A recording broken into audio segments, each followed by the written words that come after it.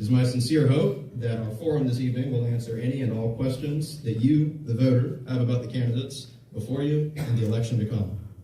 The Golden Corner Young Republican Party is committed to bringing young conservatives into the folds of the Republican Party, and your attendance and encouragement at events we host like these empower us to continue our mission of recruiting, training, and electing young Republicans.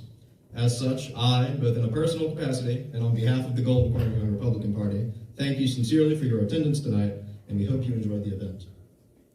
Before we begin, I would like to review the rules of the debate, but before we do that, we will have our Pledge of Allegiance and our invocation by our Vice Chairwoman, Ashley Burgess. So if you would all please rise for the pledge.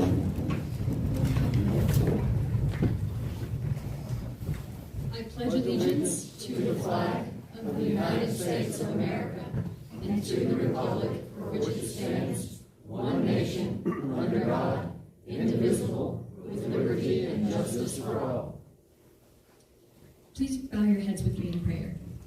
Heavenly Father, thank you so much for the liberty that you have granted us to host this debate today. Thank you for instilling in each of these candidates a passion for service of their community. I pray that you put your hand over this event and that it can be used to glorify you and further your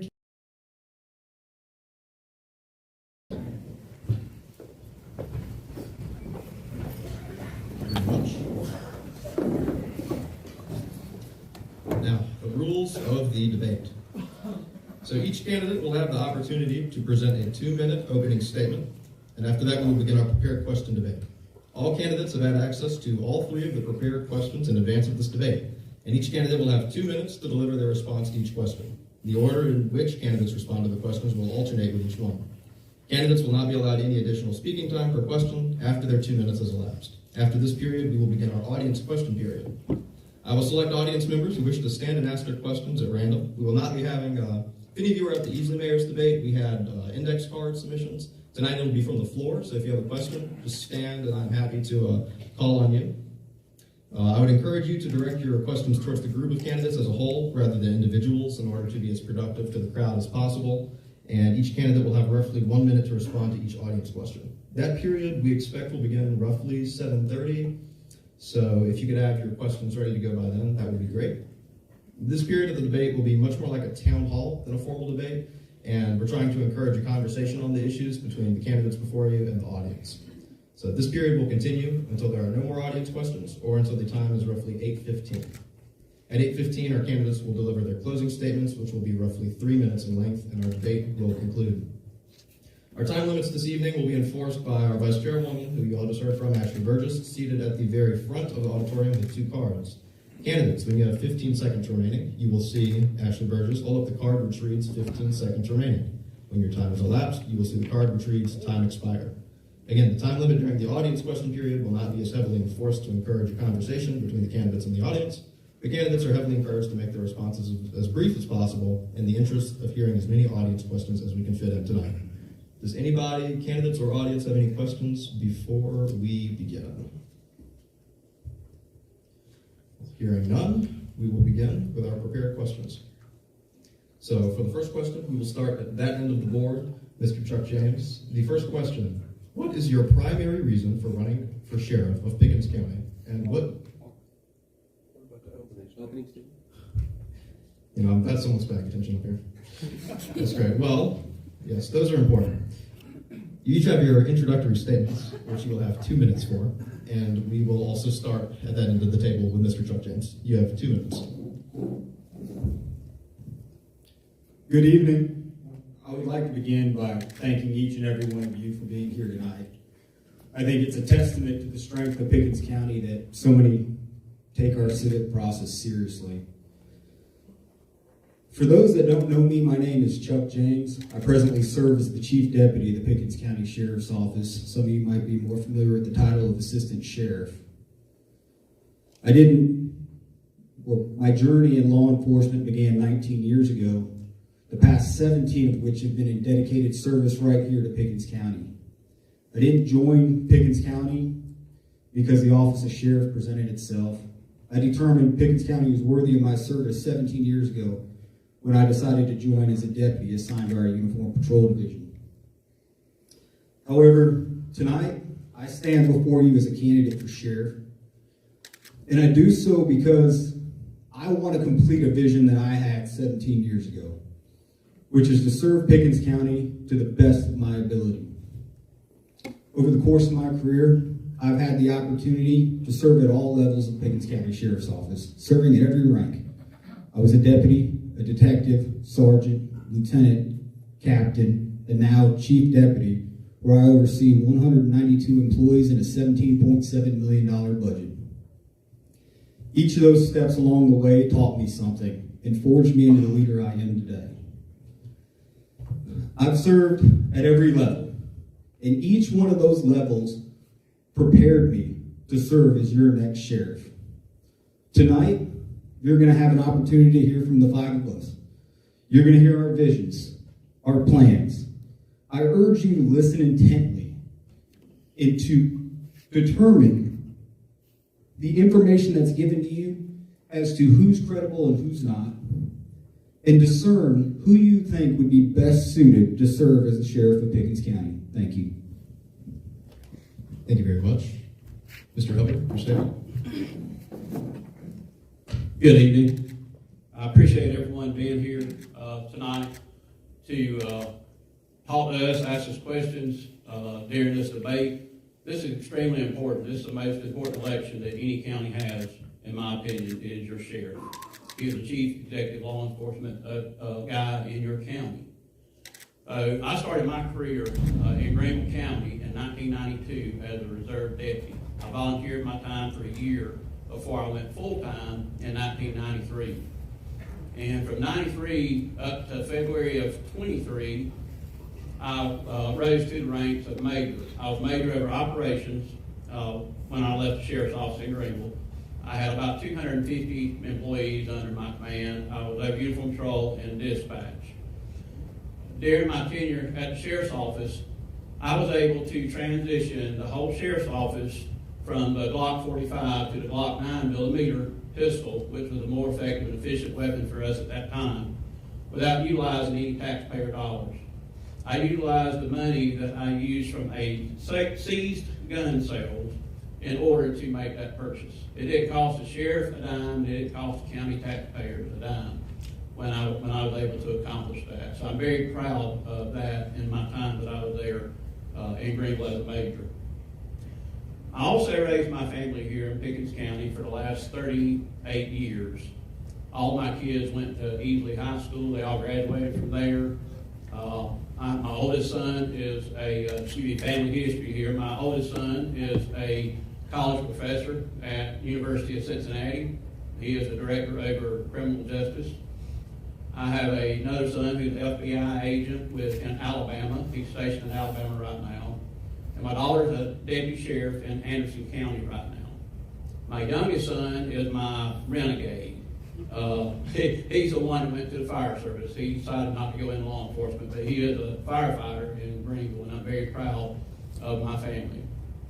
Thank you. Thank you very much. Mr. Harrison, 2 minutes.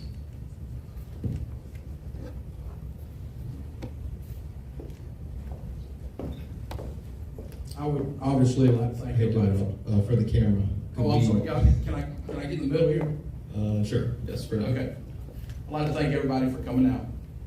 As Damon said, this is a very, very important race for each and every one of us that live in Pickens County, whether you live in the city limits or not.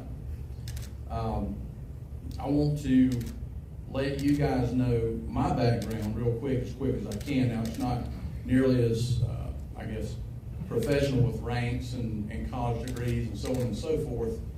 However, I have worked the road for 24 years. I'm still at the road level as an investigator with Greenville County Sheriff's Office. What does that mean? That means that I have not been detached from reality. That means that I still deal with folks just like yourselves sitting in these seats with the problems that you guys have. I deal with crime. I don't do budgets. I don't do schedules. I work the road. And I'm proud of that. And I welcome all the criticism that'll come over the next 6 months about my experience. I heard it 4 years ago. Experience. I don't have experience being a sheriff. Nobody up here does. Nobody up here will till they get elected. But I got experience serving the citizens. That's what I do. Again, thank y'all for coming out. I look forward to tonight's debate. I look forward to meeting each and every one of you. I look forward to your questions. And I hope that everyone pays attention. I hope that everyone vets each candidate involved in this race. Again, it's important. And as citizens, we have to do a better job vetting our candidates, regardless of the position. Thank you. Thank you, Mr. Harrison. Mr. Tickner, you have 2 minutes.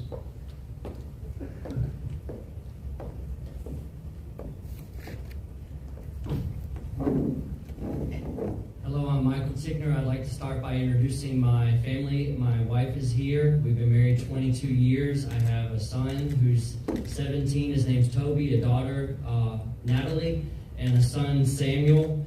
I was born in South Carolina in the vintage year of 1977, and I graduated Easley High School in 1995.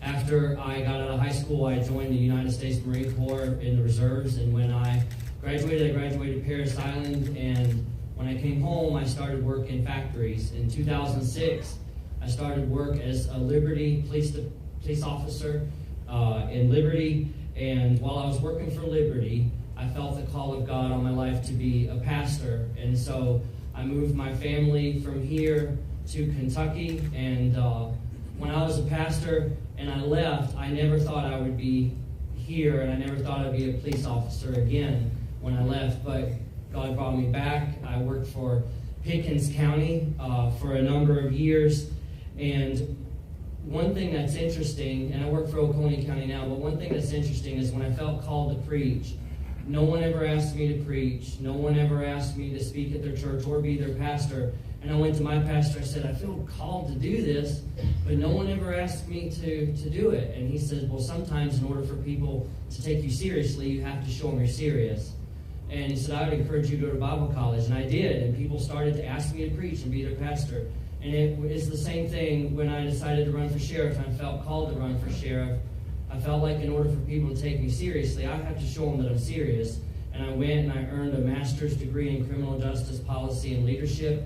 And I did that on purpose so you guys know that I'm a serious candidate and I mean to do the very best job that I can for Pickens County and help us to just be one of the safest counties in the state of South Carolina. Thank you very much. And Mr. Blankenship, yours, please. My name's Tommy Blankenship. I currently work at the Pickens County Sheriff's Office. I've been there since 2005. I have worked everything from uniform patrol. I spent a long time in the narcotics unit. Came out as a supervisor on the community action team. Currently the training officer for the entire Sheriff's Office as well as the detention center. I have a beautiful wife, 3 wonderful, beautiful daughters, and I've got very little time to stand here before you on this introduction, so I don't want to spend a lot of time talking about my past, but I want to introduce you into the future of Pickens County. We are running for the position of sheriff, and it is a law enforcement position. But what I challenge each and every one of you tonight when you hear these answers is to realize it's not just about being a cop. It's not just about being a supervisor. It's not just about budgets. It's not just about being a commanding officer. But it's about being a leader of men and women, a leader that can set their ego aside, a leader that does the things that they do because they have a heart of service. A heart of service where they love their communities, a heart of service where they love their men and women that work for them, and a heart of service where they make their decisions based off of those principles, that those individuals come first and you come second. And that is the leader that I am, I have been, and I will be as your sheriff of Pickens County. Thank you. Thank you very much. With our introductory statements complete, we will now move into the question. So again, all candidates have had access to these questions in advance. Each candidate will have 2 minutes to respond to a prepared question. And we will begin at, once again, the far end with Mr. Chuck James. So the first question, what is your primary reason for running for sheriff of Pickens County? And what unique skills or techniques do you possess that differentiate you from your other candidates? You have 2 minutes.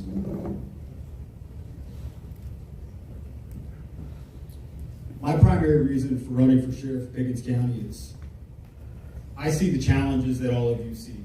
I see the challenges on the horizon. I see the challenges that are coming with growth. And I think Pickens County deserves a leader that can deliver more than just promises, but deliver results. And I believe on that leader. I believe I'm the most qualified leader and the most capable. As I mentioned, I have large-scale supervision experience and budget experience. I've also been on uniform patrol, and I've done criminal investigations. I've probably been involved with the majority of major investigations in the history of Pickens County. With that said, since I became chief deputy, one of the first things that I did, and I believe in innovation, but one of the first things that I did was I began to try and find innovative solutions to the complex problems that we had, one of which was a staffing issue. So we restructured uniform patrol to add deputies to patrol during peak hours. We expanded our K-9 program from 1 K-9 to 7 at no cost to the taxpayer. Your local drug dealer paid for that. We also went out and provided our deputies with state-of-the-art technology to ensure that they were more efficient at what they were doing. So the question is, what did that result in? Well, what that resulted in is last year, Pickens County had the second largest reduction in property crime in the state of South Carolina. Pickens County is also now the third lowest violent crime rate in the entire state. So the reason I'm running is because I believe I can deliver more than promises. I think I can deliver results. Thank you. Thank you very much. Mr. Hubbard, you have 2 minutes. I care about this community as much as you guys do.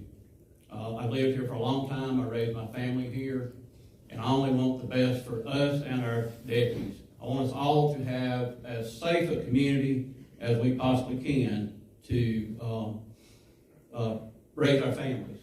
That's just the bottom line for me. I want everybody to be as safe as we can possibly be, deputies and our citizens. I have some ideas that can be very effective and efficient and help the agency grow. And I'm talking about growing into the future and moving our agency in a direction where we can improve our response to your needs. I learned these things through a lot of things through my promotions. When I was promoted to sergeant, I was a sergeant in uniform patrol for several years, and then I was moved to school enforcement. And in school enforcement, I learned I went out and did risk assessments of the schools in Greenville County. And whenever I would find that there was some deficiencies in our layers of protection within our school district, I did something about it. I took action to make sure that our children were safe. And then when I moved on up the ranks to the rank of captain, I was appointed director over emergency management. I had that position for 5 years. As emergency management director, I handled large-scale incidents across the county. I went through the tornado. I don't know if y'all remember the tornado several years ago in Simpsonville. It went through there and it damaged approximately 180 homes. It displaced about 180 families. So we went into the area and we were able to get families back on their feet and do the best we could do with that situation. I also helped with the Pinnacle Mountain Fire that you guys had here in Pickens. I sent resources up to the mountain for about 2 weeks to help the needs with that during that time. So, thank you. Thank you very much. Mr. Harrison, you have 2 minutes.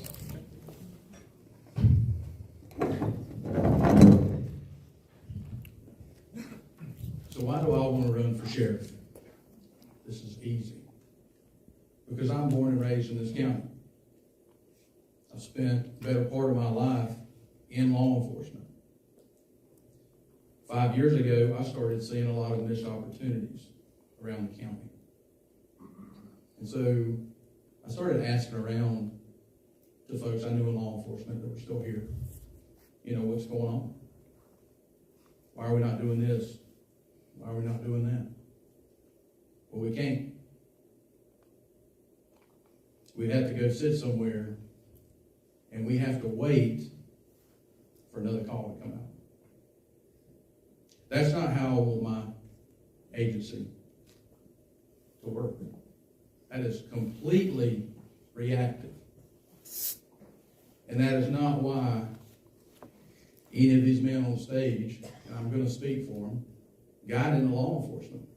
We don't get into law enforcement to go to court on our days off, do a lot of paperwork, be treated poorly, work in poor conditions, all kind of weather conditions. We do it to get out here and get after it. We're the ones that put the bad people in jail. You can't do that being reactive. So I decided to run. I'm a very simple guy. And here I am, 4 years later, 5 years later. This is my second attempt. But I want to change things in Pickens County to a more proactive police force. I want to get deputies trained and back to work, putting the bad people in jail. It's that simple.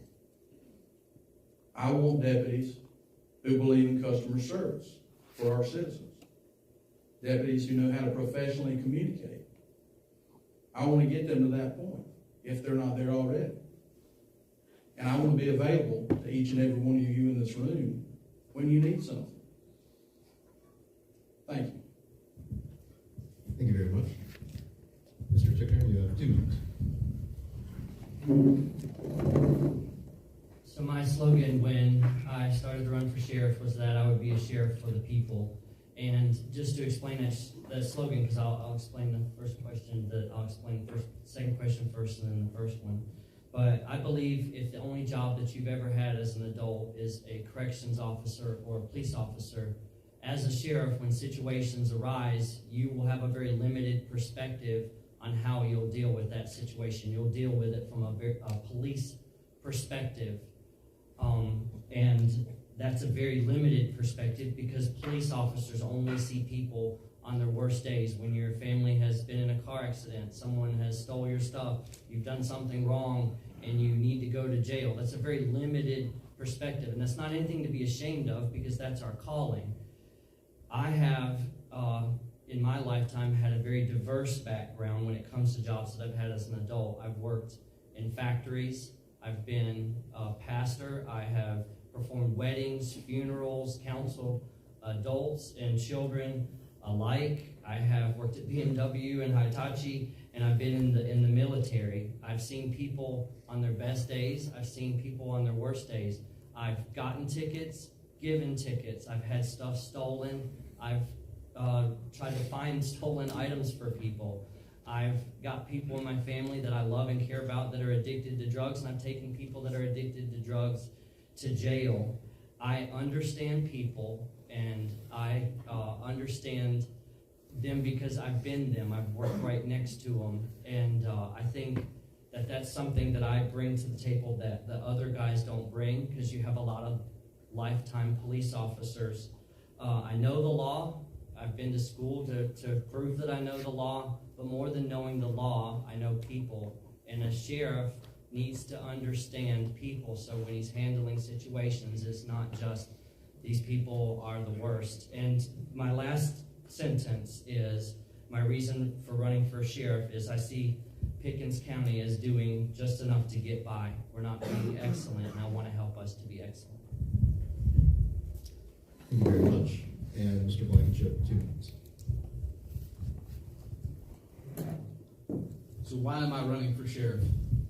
To sum it up in a single sentence, is that I want our communities, our county, and the officers at the Pickens County Sheriff's Office to have the leader that I've always wanted.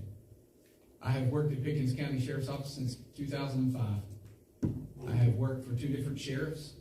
I've worked for a number of administrators, all of which were great men that had great aspirations that invested into me. And nothing that I have accomplished is of my own accord. It's on the shoulders of those men and those women that came before me. but there's always been something missing. That motivation, that desire, to coin the phrase that Jocko Willink uses, that desire to get after it. I want them to have a leader that they know that their moral compass is fixed. That they never have to question the decisions, because they know the decisions that I make will be the right thing for the right reason. Because it will be based off of my hierarchy of my faith, my family, and my career. I'm a father, I'm a husband, and I'm an officer. So I know exactly what they go through day in and day out. And I have that empathy for them. But I also want them to have not just a leader that loves them, but a leader that's not afraid to lead from the front in all aspects of law enforcement. Not just proactive on the street, but proactive in the office. Willing to face the hard conversations when employees are involved in things that could hurt and tarnish the reputation of our agency. I'm that leader for the Sheriff's Office. Thank you. Thank you very much. So for our second question, we're going to begin now with Mr. Hubbard. The second question, what measures would you take as sheriff to improve public safety in our county specifically? Mr. Hubbard, you have 2 minutes. First thing I'll do is, through restructuring of the Sheriff's Office, I want to add more uniform patrol deputies and uniform patrol division to help with the criminal activity that's going on. The more deputies we have on the road patrolling the streets of Pickens County, the safer we'll be. They'll be able to detect, deter, and arrest the violators that are out there committing crimes within our county. So we've got to get more manpower out on the streets in order to do that. The second thing I'm going to do is work with all the first responders, all the school officials, and the county government to make sure that we have what we need in order to accomplish the goals that we have within the agency. There's a lot that we can do if we work together, and I learned that a long time ago in my career, that we can accomplish more together than we can trying to do things alone. Training together will give us the opportunity to know each other's capabilities and each other's skills that we have and that we've learned. So, thank you. Thank you very much. Mr. Harrison, you have 2 minutes.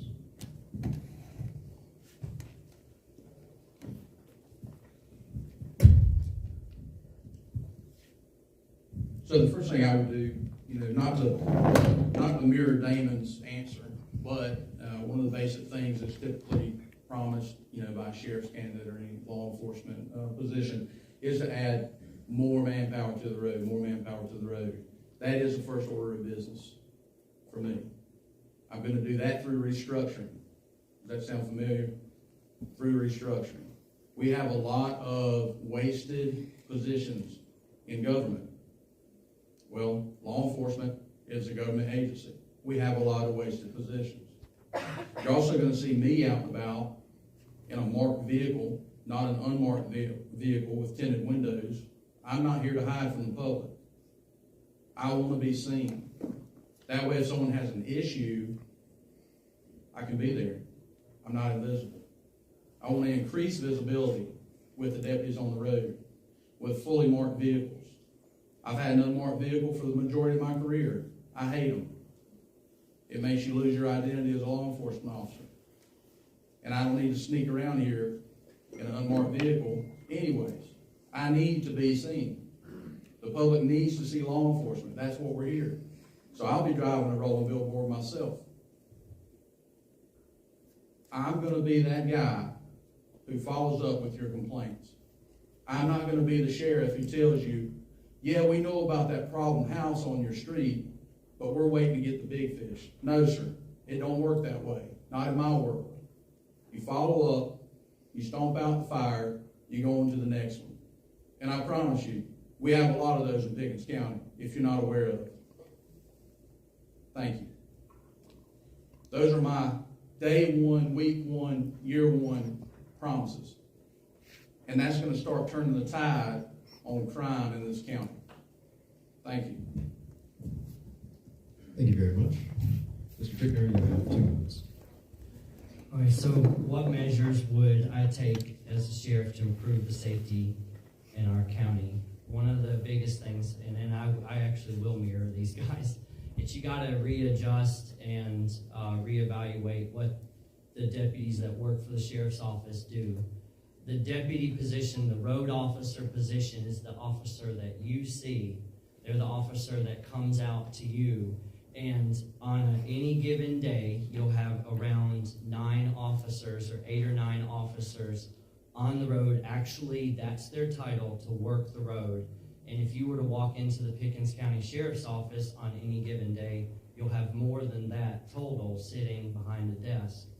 And so since the road officer is the one you see, and the one that is, everything begins with them. All the calls start with them. There's not anyone even sitting behind a desk that doesn't get their work from something that the road officer did. And so I would want to get more road officers out there, because right now what you have is you have the road officers skipping meals, holding their bladder, they're working like crazy the whole time. And then you also have deputies at the sheriff's office that are able to sit as a group, eat their lunch, eat their breakfast, eat their dinner, all the while the road officers are... And so when the road officer gets to your house, you're getting somebody that's absolutely wore out, that went call to call to call. And you're also getting new guys every time. The person that's at your house, most likely a new guy, because after you get slapped around a while, you're just like, I should do something different. Like, they don't pay enough for this. There are currently, like he said, 192 officers. So 8 or 9 for 131,000 people when you have, when you have 192, I feel like we can bump that number up. Thank you very much. Mr. Blankenship, you have 2 minutes.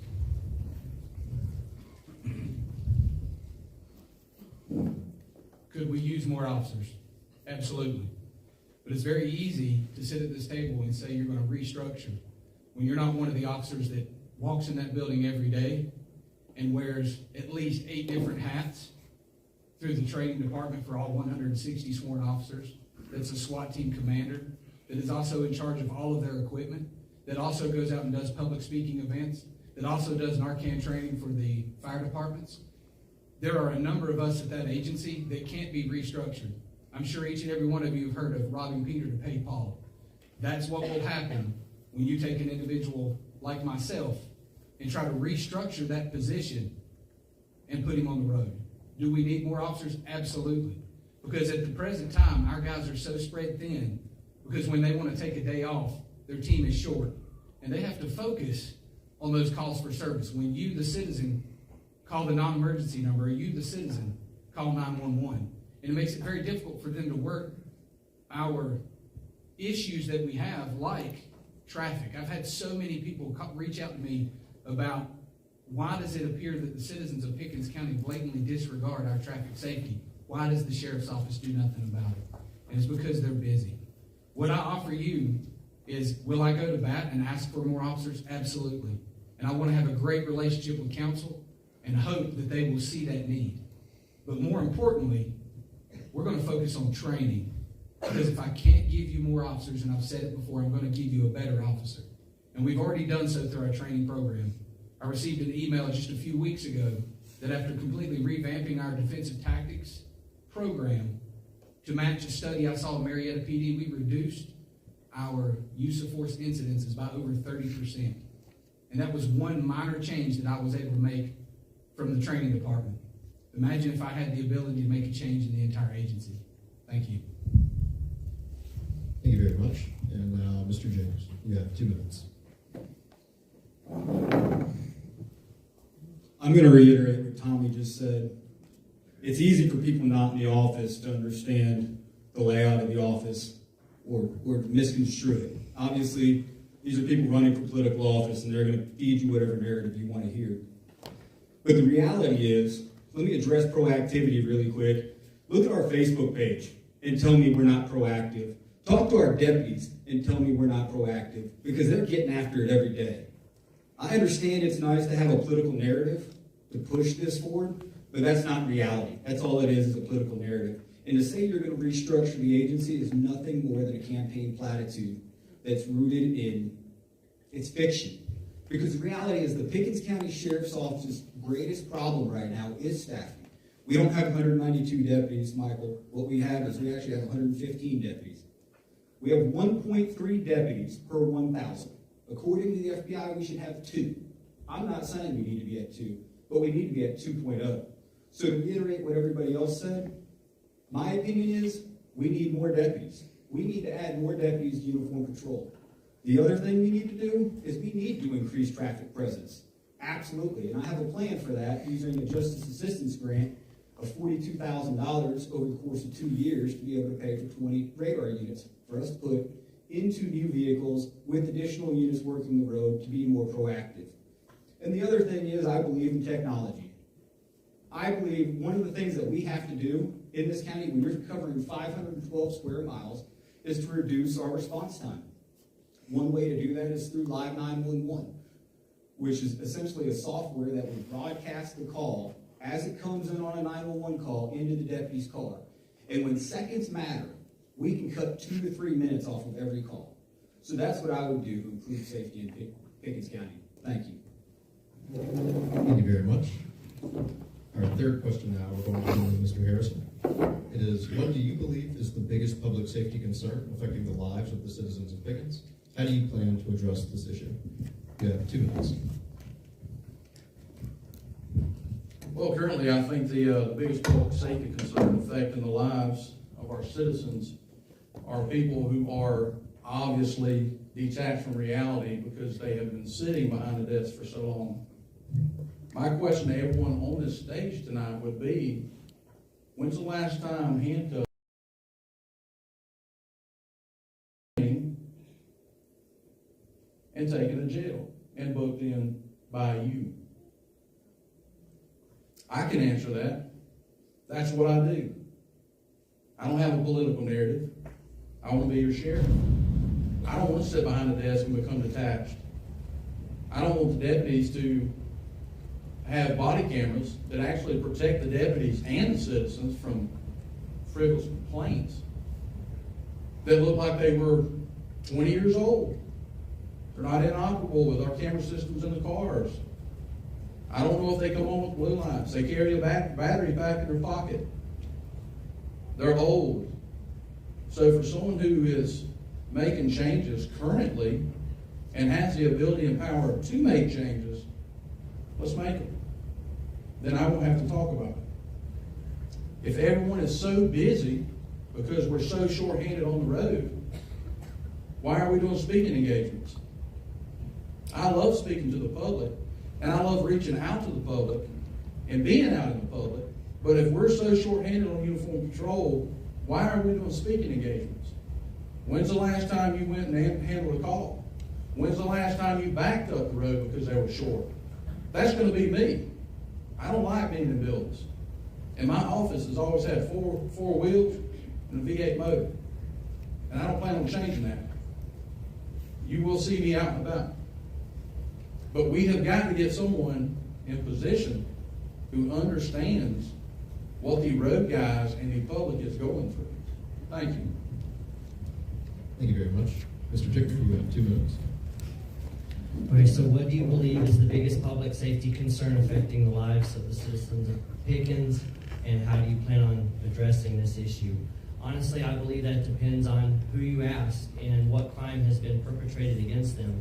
If you ask somebody that's in an abusive relationship, they'll say Pickens' biggest problem is domestic violence. If you ask somebody who was driving here tonight and almost got killed because somebody crossed over the double yellow line and passed on a double yellow line, they would say it's traffic. That's our biggest problem. That's our biggest issue. If you have a son or a daughter who has overdosed, you would say, and you'd be right, that it's the drug problem. We have a fentanyl and we have a drug problem. So honestly, what's the most important crime or situation that we deal with or need to deal with? It just depends on you and what crime is being committed against you. And so what am I going to do to help your problem? My plan is to put the best officers in the positions. I plan on watching the officers as the sheriff, as they come in, watching their day-to-day lives, making sure they get the training that they need, but seeing what they're good at and making sure that when they say they have a dream, I've always wanted to do this, this is what I'm passionate about, I'm going to make sure they get that training. And so the person that's helping you with whatever situation it is, that's what they want to do. That's not what they got made to do. That's not what is only left. I want to help them reach their dreams. And those, when they're reaching their dreams and they're living their dreams, they're going to be the best at whatever job that they're at. And I want to model excellence for them. And just a way that you make sure you get the best guys in leadership is a lot of times when promotions come up, people start doing real good at their job because they want that job. But your advancement will depend on your day-to-day work, not how you act a month before the promotion. Thank you very much. Mr. Blankenship, you have 2 minutes. Absolutely. So I'm going to answer a couple of questions here, all in one fell swoop. New Year's Eve, 10:45 p.m., last time I put handcuffs on someone. While a large majority of individuals were enjoying spending time with their family, I left mine for a SWAT call so that me and a small group of our men could arrest someone that had shot up 2 different homes and was in Clemson University, or on Clemson's city property. To answer the question of why am I doing public speaking events? Well, it's funny because it coordinates with what I think is one of the biggest risks to our community right now. I'm wearing a purple bracelet that talks about fentanyl. I'm wearing a purple tie because I know for a fact there are people in this auditorium right now that have lost a loved one to fentanyl poisoning. And I say poisoning because that's what's happening to our brothers, our sisters, our children, our grandchildren, our friends. Are they suffering from addiction? Absolutely. But many times, they're taking a substance that they had no idea was going to steal their life from them. That's why I'm out doing public speaking events. That's why I'm out doing Narcan trainings for our fire department, so that they can save lives, including their own. So that our children who are walking through schools and be handed vapes by their so-called friends know that there is an inherent danger that could be the last breath they ever take. That's why I'm out doing public speaking events. And that's what I'll be as your sheriff. Unafraid to get in front of you and your children and share some of the uglies with you just because I love you. And I want to protect you, and I want to protect our public servants. Thank you. Thank you very much. Mr. James, you have 2 minutes.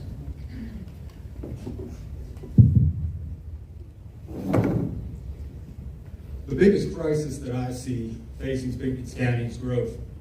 I know I brought it up. Since 2010, Pickens County has grown by 12%. Public safety as a whole has not met that growth standard. I'm talking about fire, EMS, police. And the fundamental problem is there's a crisis looming, and we have to be prepared for it. As I stated, Pickens County Sheriff's Office has 1.3 deputies per 1,000. Think about that for a second. The national average, again, is 2.0. Actually, it's not even just national average. National average is substantially higher than that. The average in the Southeast for agencies between 100 and 200,000 is 2.0. We're way behind. So again, restructuring sounds cute, but it's not reality. But what we have to do in order to address that is have a strategic vision for the future. We have to have a plan. We can't sit here and say we're going to restructure. We have to proactively engage council with a 5-year comprehensive growth plan. It needs to be fiscally responsible because the fundamental problem is if we don't come with a responsible growth plan over time, what's going to happen is at one point, 10 years from now, 5 years from now, it's going to all happen in one fell swoop, and it's going to be insanely expensive for the taxpayer. But the taxpayer doesn't even have to pay for this. We can recoup these fees through impact fees. Developers who are building these properties should be responsible for it. The other issue, much like Tommy, that I see is the opioid crisis. This is a crisis that's disproportionately affecting the youth of our community. And what are we doing to fix it? I can tell you what the Pickens County Sheriff's Office is doing right now. Thanks to Agent Robinson, who's sitting in the back there, behavioral health, and our other partners, we're trying to create 2 positions for the Sheriff's Office, paid for through a grant, through settlement money, just so we can do opioid overdose investigations, so we can find the root source of this poisoning our communities. Thank you. Thank you very much. And Mr. Hunter, you have 2 minutes.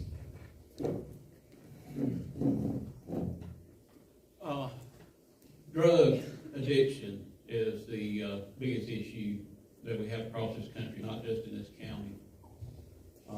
Drug addiction will cause your family, your friends, to actually steal from you to get their next fix, to take care of their drug addiction. So I want to form a drug enforcement unit that will bring in all the police departments. They will assist us with this drug enforcement unit. We will gather and share intel and information across the board to each other. And when they have a case that needs to be worked on, we'll work on that case with them. And vice versa, when we need help, they'll come and help us with our case. That way we are attacking the problem across the county, not just in Pickens County, but in the municipalities that are within the borders of the county. The drug problem is also the biggest reason that we have deaths in Pickens County.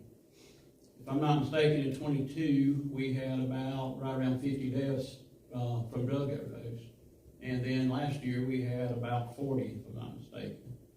So we're losing a lot of people, and our kids are being put at risk every day from the drugs that are being supplied on the streets of Pickens County.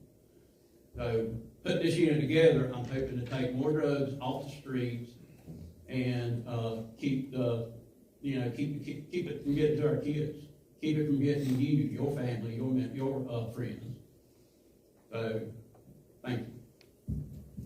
Thank you very much. Ladies and gentlemen, this concludes the prepared questions section of our debate. Before we move to the audience question period, we're going to take a roughly 10-minute intermission. So we're going to pick up at 7:30 with the audience questions. So just be mulling those over so you're ready to start promptly then, and we will come back very soon.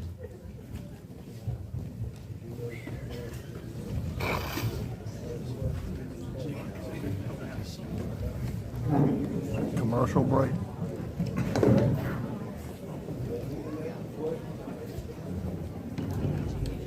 A lot of people. Really? How many? Now there's 109. And 22 on YouTube. fantastic. Makes my heart happy. Makes my heart happy. Yeah. That's the reason why I volunteered to do this. I don't think we've met. I'm actually. I'm Tony with my laundry news. Yeah, I do. I live stream, mostly on TikTok is my main source. I do Facebook and all that stuff, but like fire scenes, car wrecks, anything like that. I just go around just like the regular news company. I do it volunteer.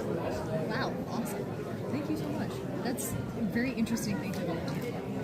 How long have you been doing it? Probably a year or two. No, I enjoy doing it. I'm ready. That makes sense. That makes sense. I'm gonna run and get a bottle of water. Can I get you anything? I'll be back.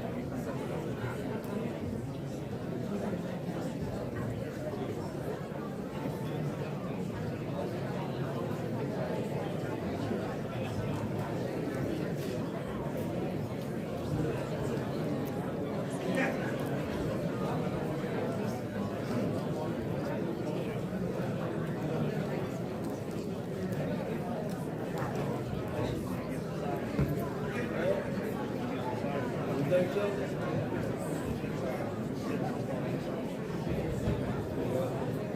I've got a question for yourself, but I don't know if I'll be right. You know, this, one of the guys said, probably the most important office in the county is the California. And, kind of check out there a lot of stuff. You know, all over talking about needing more officers, the new division agencies, the new task force. I'm sorry, but every bit of that, everything you do and talk about is money. You don't have enough administrative ability to sell your ideas to county council. It ain't happening. So that's what concerns me about Harris. He's just a throw-off. You don't want to have nothing to do with the business end of it, but the matter is, that sheriff's going to be a good businessman too. And you ain't get no money. If you don't get no money, guess what you can do? You can shuffle. You can shuffle the politics, but you can't do nothing with it. Because there ain't no business. And you're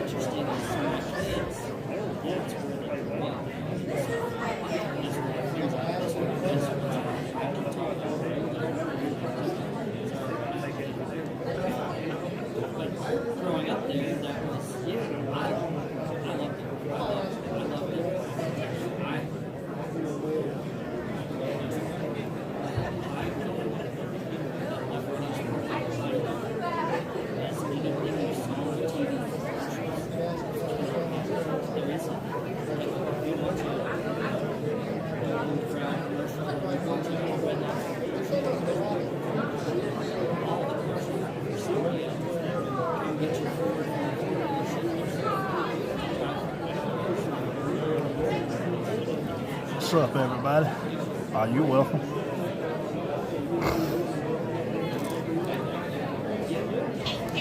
If I didn't share it, y'all wouldn't be able to see it. I appreciate y'all watching.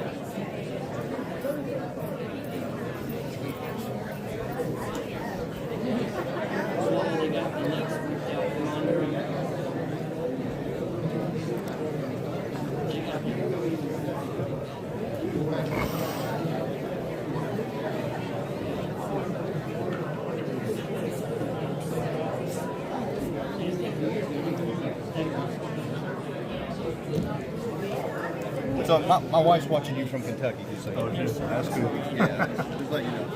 I'm like, I seen your shirt. I was like, I think he's on TikTok. I don't know if I should what you're broadcasting on.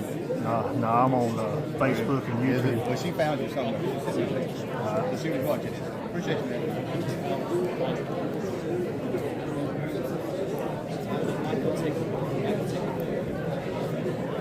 Thank you, sir.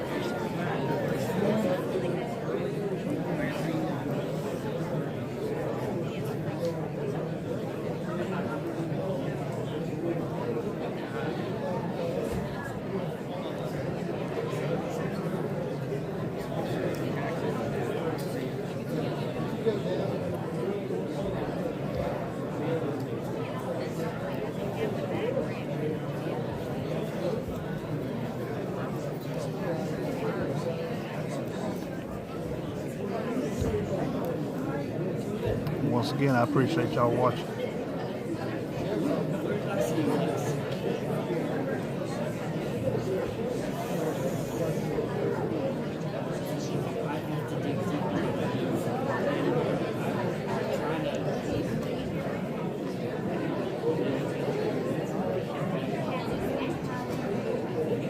We should be getting started here in a couple more minutes.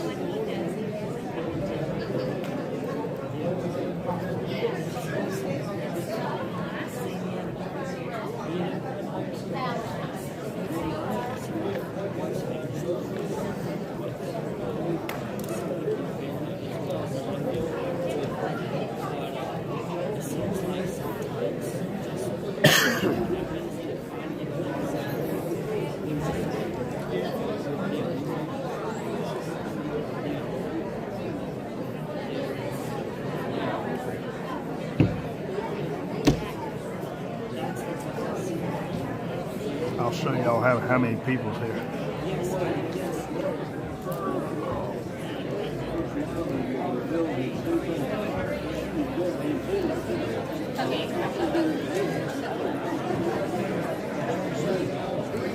A lot of them out in the hallway. Just a heads up, the intermission that was going for 10 minutes is going to be a little bit longer. We're getting the microphone sorted out so you guys can come down here and ask questions. We will get that done as soon as we can.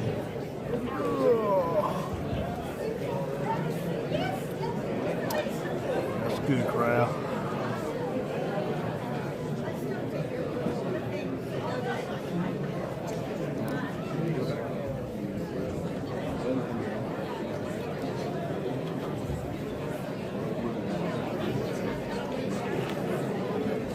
I'm gonna try to live stream the one Thursday also.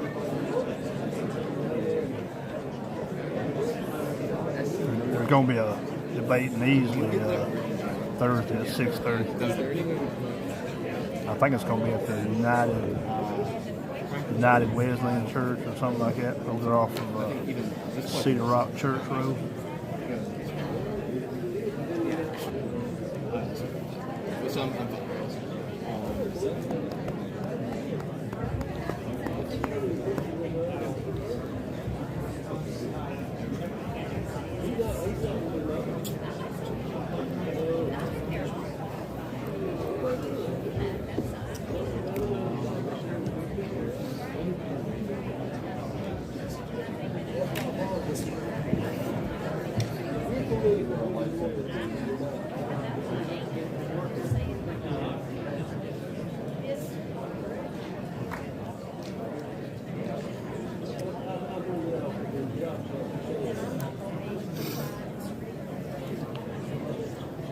Check. Check.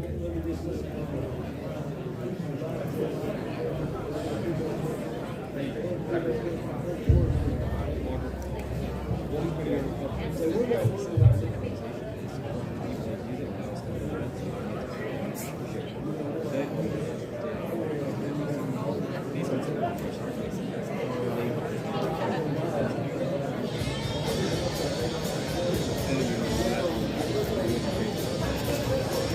do you want me to say something? Say something big. YouTube reads SC. I'm gonna answer the same question.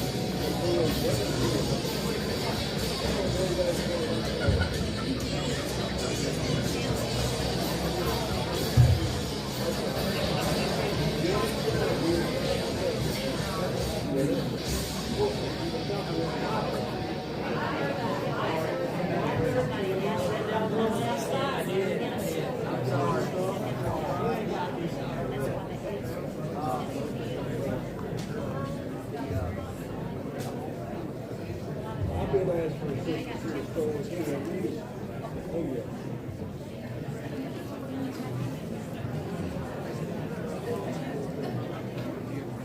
Dang, how are you?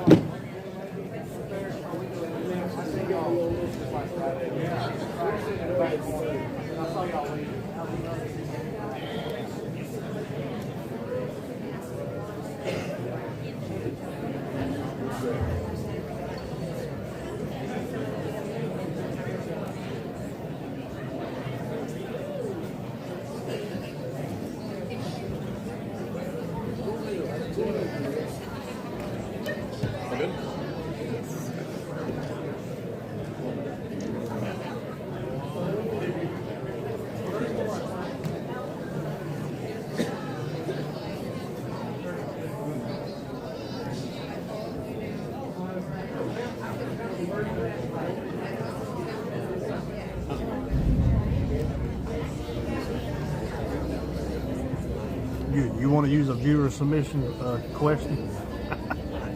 Oh, do they? Yeah, so somebody typed the long question. You can get somebody to ask it. I'd love to.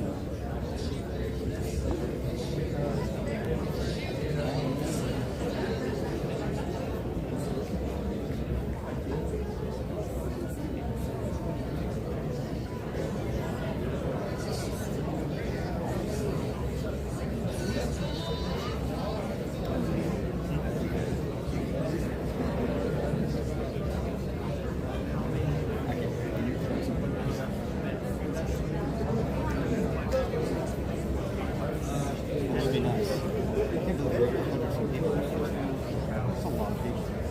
We didn't even think this was 150. Thank you so much.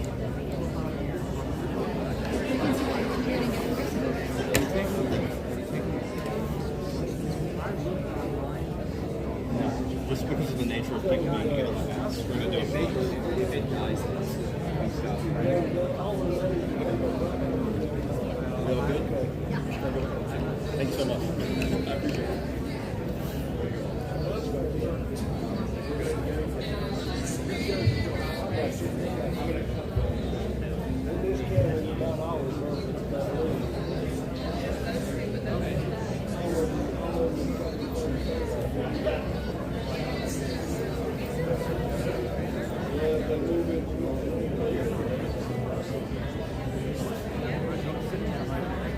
Oh, thank you.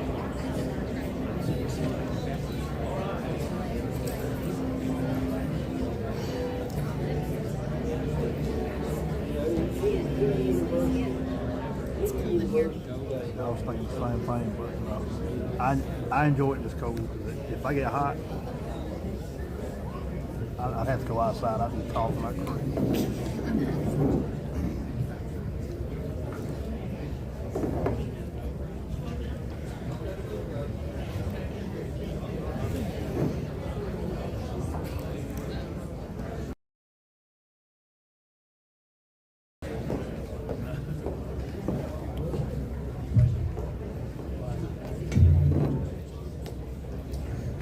Hello, everyone. Just some housekeeping beforehand. I would like to remind everyone, the Golden Corner Young Republicans are entirely self-funded, and it's support, like I said, from people like you that allows us to put on events like today's sheriff's debate. I was just informed that tonight all donations to the state Young Republican Party will be given to our chapter of the Young Republican Party. So please consider a donation of any size at www.scyoungreps.com/donate to help fund future events like this in the Golden Corner.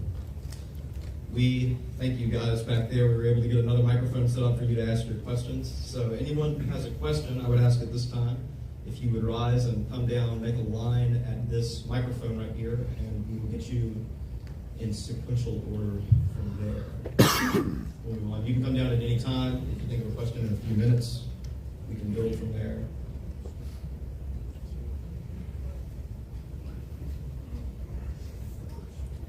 So, just as a reminder, for this question, we're going to continue working our way down. So we'll start with Mr. Tickner. Again, this is now a bit more of a town hall type format, so roughly 1 minute. Try and keep your responses brief, so that way we can get through all the questions. But as of right now, 1 minute is good. So, Mr. Tickner, you'll be first. And ma'am, your question. Yes, federal overreach is happening in America, and many law enforcement agencies have been politicized against conservative Christians. And do you believe you are more powerful than the President of the United States and any other federal or state office official? And do you believe you must follow state or federal laws, even if you deem that that particular law is violating my constitutional rights? Okay, I think you see a perfect example of this in Texas right now. Texas leadership is doing what's right.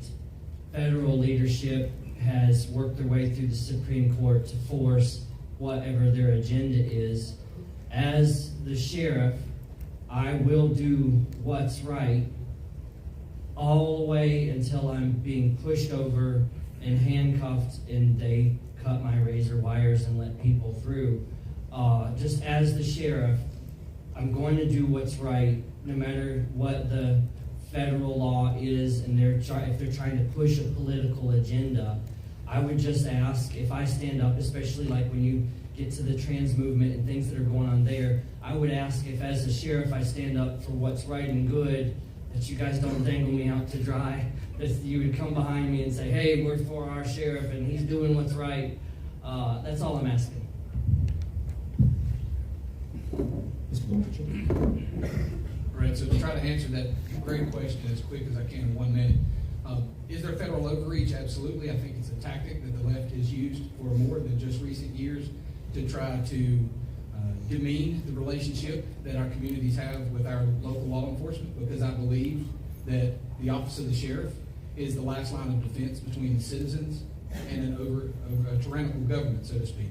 When you ask if do I believe that the sheriff is the most powerful official, it would depend on how you define power. If you are speaking constitutionally as the highest ranking elected official of law enforcement in Pickens County, absolutely. Do I have at my disposal the number of troops and equipment that he would have access to? I do not. Will I stand up against the federal government? I've done it before, and absolutely I will do it again. Thank you very much. Mr. Jackson. To answer your question, John L., I don't believe that we have more authority than the president, or the president has more authority than us. I think the sheriff and the president are both executive branch members. What I can tell you is I've spent my entire life as a constitutional conservative, and I'm a firm believer in all constitutional rights. And I will not stand for any federal government overreach to come take, whether that be guns or any reason the federal government would have to come into the county. I would not support, my deputies would not engage in, and yes, I would not support that. Mr. Cover. I value my constitutional rights just like you do. I would protect your rights just like I would protect mine. And I would not allow the federal government to come in here and try to take our constitutional rights away from us. I would, if they came in and tried to take our guns, let's say they wanted to start that nonsense of trying to take guns away from citizens of Pickens County, you know, I would first start with a legal battle, you know, file injunctions against them and do whatever I could to protect the citizens of Pickens County. Because you guys are the ones that's going to elect the next sheriff of Pickens County. So we're going to stand for you guys, not the federal government. Thank you very much. Mr. Harrison. John Hill, I appreciate the question. I wouldn't expect anything less from you, but it's very important, I know, to all of us. I took an oath to uphold the United States Constitution as well as the state of South Carolina's Constitution. My oath and my job is to protect the innocent and the weak.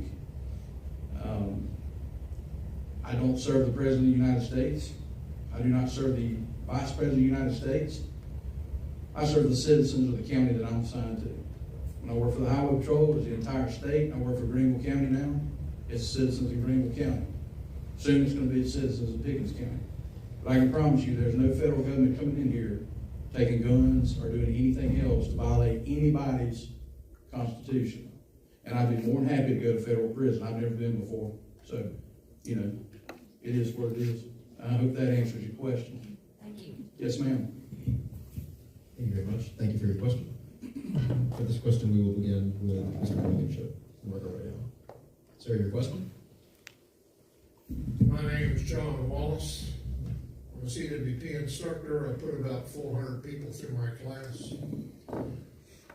I'm curious about where you stand on constitutional carry. And I also have a secondary question is I have applied for a couple of suppressors for my deer rifle and my 22 automatic to shoot at the range to keep my ears from going worse than they are already. And I realize that the sheriff of this county has to sign off on that because part of the paperwork said there's a sheriff's document going to Pickens County. So how do you stand on constitutional carry and how do you stand on Class 3 certification? I'll jump in here and say we will do 2 minutes per response here to get both of those questions. Mr. Wallace, thank you for that. Being an avid outdoorsman and a firearms instructor for the Sheriff's Office, as well as a deputy commander for the SWAT team, I'm a big fan of firearms myself. Huge proponent of the Second Amendment. I have no issue with constitutional carry because I am much in favor of a good guy with a gun because it takes a violent event to stop a violent person. So the more good guys we have that are armed, the better off we are. What I will say is when it comes to the open carry of firearms, you must train. As a training officer, I can tell you that our guys go through a battery of things where we work on making sure that they can maintain control of their weapon in a physical struggle, because that is the risk when you carry that weapon openly. But I have no qualms against it. And as far as your second question, could you repeat exactly what you wanted answered?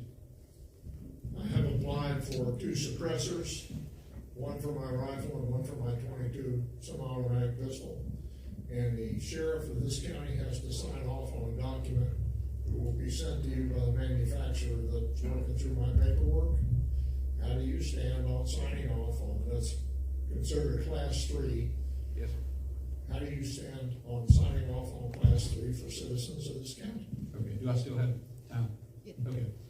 So I actually, at one point in time, whenever I was in the narcotics unit, that was a collateral duty that fell on us, was to go out and speak with those individuals, find out what they were purchasing it for. As long as everything appears to be appropriately legal and we do not see any issues as far as an individual that may be involved in illicit activities like drug manufacturing, drug sales, or has any type of criminal history that would raise any kind of issue for us. I have no issue with it.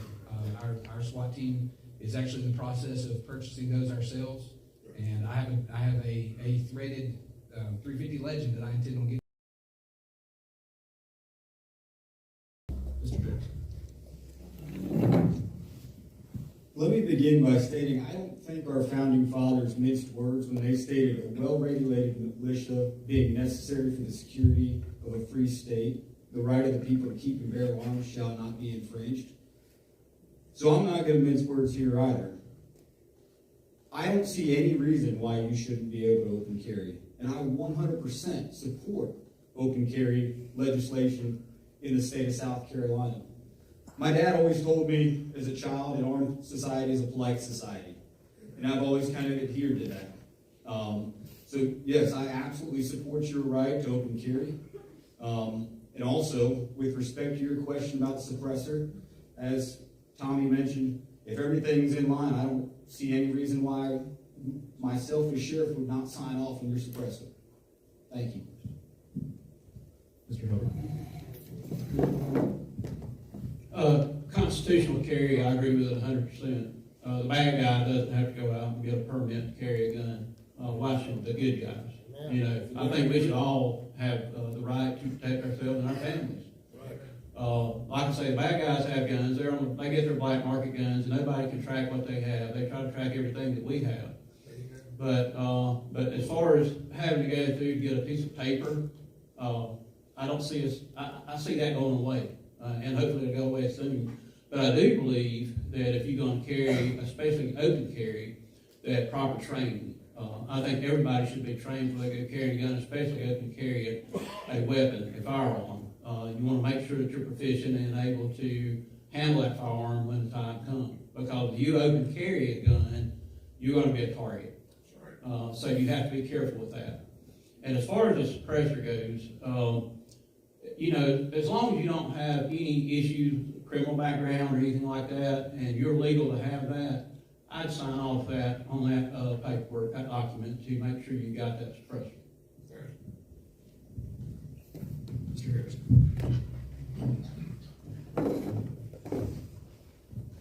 I've gotten a question or some form of Second Amendment question more than any other question since 2019.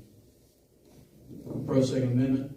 I'm against any obstacle like getting permits and so on and so forth. The hoops that we have to jump through. If you want to do training to get proficient with your pistol or your weapon, that's on you, not the government. I'm not going to tell you to do that. If you shoot yourself in the foot, well, we'll handle that later. When it comes to signing off on your form for your suppressor, it takes me 2 seconds. It's not a question. Not a question. Thank you. Mr. Turner. So I'll say this, Pickens County is huge, and I did work the road in Pickens County, and there are some of you guys that it's going to take us a long time to get to your house, honestly. And we could be in your area. It's just some of you guys are so far out. I would highly recommend that you get yourself a weapon, because it may be 5, 10, 15 minutes that you're going to have to deal with whatever problem you have yourself. So I would encourage that, and I definitely believe that's part of our rights in the Constitution, to be able to protect ourselves. As for signing off on the suppressor, only good guys turn in the paperwork. So yeah, definitely we would take care of it. We definitely are turning down the good guys. Thank you, gentlemen. We appreciate your answers. Appreciate what you're doing here. This is constitutional republic, and you're coming to us with your propositions and your positions, and we appreciate what you're doing tonight. I would not do what you're doing for love nor money. Thank you for your question, sir. Yes, sir. Andrew Molinax. I am a teacher and a documentary filmmaker. And my question is going to tag team with John Nails just a little bit, but with more specific context. I'd suggest that all of you, I did a documentary on J6, the Fed insurrection that occurred in January 6th, 2021, and the PSYOP that has continued ever since. But the specific context that I'm talking about is having done that and talked to defendants all across the nation, and even viewed their body cam evidence all across the nation, and done professional court filings based on those. Not a single situation, not one, did the sheriff step in any of those counties and act as a go-between between the federal agents and the houses they were wrecking and destroying at 6 o'clock in the morning before the sun comes up. As the sheriff, I want to know that you're going to stand between me and the feds, because in case anybody hasn't noticed, it's only getting worse, and I imagine that they're going to do more before this election is over with. So, are you going to stand between the federal government and us, specifically federal agents? And I asked this question to Rick, and I got a sideways answer a long time ago about our feds being good guys. Well, I've dealt with guys that have had to deal with these joint terrorism task force, and they're the ones that are being extradited in the dark of night. Are you gonna stand between me and the feds in the means of, are you going to examine the evidence that they're presenting? Are you going to serve the warrants that they're coming to? Because I can tell you what's happening in other states across the nation is that they're having to go around certain sheriffs and get magistrates in neighboring counties to write the warrants. Your job as the sheriff is to serve the warrants in this county.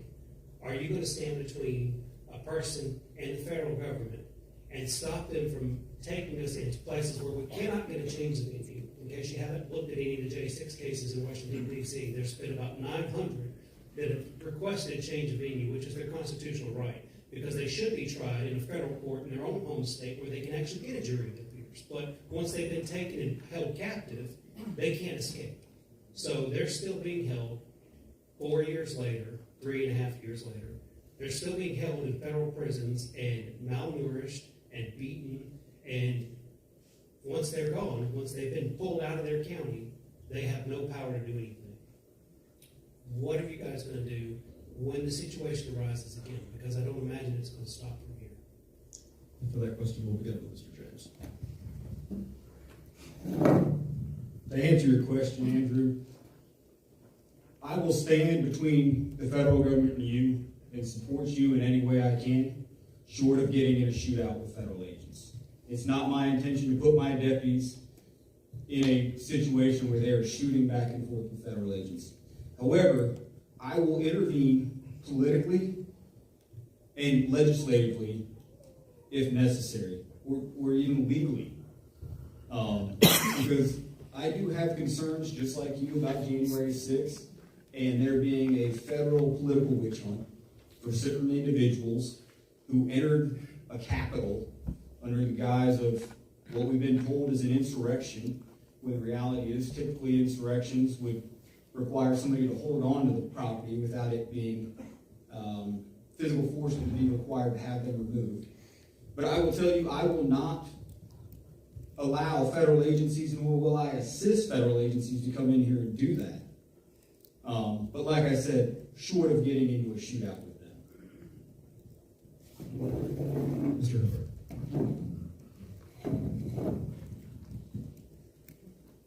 If they, the first thing I would do is I would review the documents that they have to make sure that they had the proper documentation to do what they were doing. And unfortunately, if they have proper documentation, I honestly don't see a sheriff stepping in front of the federal government when they do have the proper documentation to do what they're doing. Because, like Mr. James just said, what you're going to do is you end up fighting with other law enforcement agencies. Somebody's going to get hurt, and hopefully shots wouldn't be fired. But it's a possibility when you get into a struggle like this over what we're talking about now. I don't like what happened anymore than anybody else does, but I am not going to go against the law. I'll stand up for our Constitution and everything else under the sun, but I am not going to break or violate any laws. Mr. Harrison.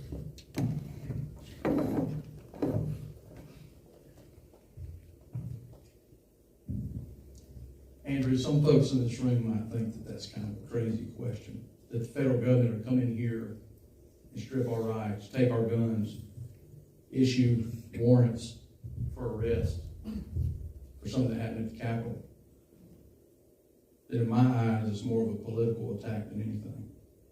I don't think the question's crazy. I've worked around the federal government. I have friends that work for the federal government. But if it comes down to the federal government actually coming in here, and I hope that they don't, and I don't think that they will, but yes, the sheriff of whichever county that they're operating in is the chief law enforcement officer. It goes through the sheriff. Not the assistant sheriff, not a captain, not anybody on special ops, sheriff.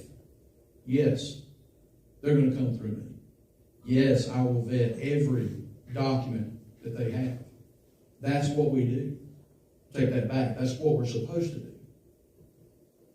But short answer to your question, yes, I will stand up. I will be the wall between the federal government and our rights. That's what we're here for.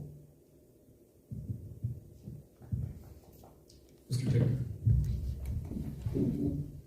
When it comes to that January 6th question, I heard it at another debate that we were at, and yes, the sheriff, they present their evidence, and I should observe, what do you have, and if it's not good, then I should say it's not happening, and be willing to literally do whatever it takes to protect you. But if you go to the Capitol on January 6th, and even if there's some plants in the crowd saying, you should go in, if you know that's illegal, it doesn't matter if everyone goes in. You don't go in, it's illegal.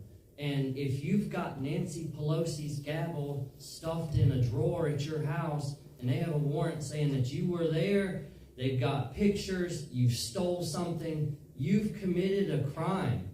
And yes, it's political. 100% I believe there's so much political in it. But you've got to be smart enough to not commit a crime in another state. And I don't think they all committed a crime. I think a lot of them didn't do anything other than do what everybody else was doing. But guess what? Some of that turned out to be a crime when they ended up in rooms they shouldn't have been in. So that's my position on that. Mr. Blunt. Thank you very much for the question. So, we've talked a lot about the Second Amendment. And what this is a Fourth Amendment issue. Your protections against illegal search and seizure. And it would be my job as sheriff to make sure that any documentation that has been signed by a judge outside of our guys presenting it does meet that threshold, that probable cause has been met, first and foremost. If it hasn't, I'll be honest with you, I will not ask my men and women to stand between you and the federal government, but I will. And I can guarantee you, I've seen a group of them here in this building right now, that even if I don't ask them, if I tell them that's where I'm going, they're going to follow me because they know the leader that I am. If you are taken into custody and removed at that point in time, outside of our control or our knowledge, there's not much that we can do for you. Thank you very much. Thank you for the question.